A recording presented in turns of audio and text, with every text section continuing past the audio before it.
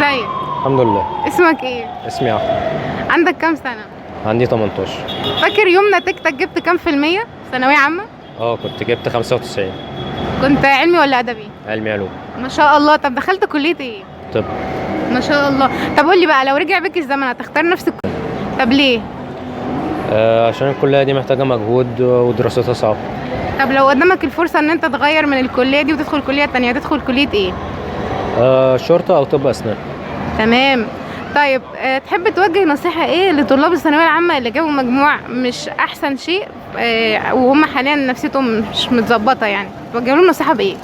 عادي، ياخدوا كورسات ويطوروا مهاراتهم، عشان دلوقتي سوق العمل مش فيه شهادات كتير ومش بيشتغلوا، فلازم دلوقتي اللي يشتغل بيبقى محتاج مهارات منفردة. تمام. طيب هتكمل الجملة دي، جبت 50%، جبت 90%، العبرة بإيه؟ العبرة باللي يشتغل في مكتب فيه تكييف. تمام، شكرا شكرا.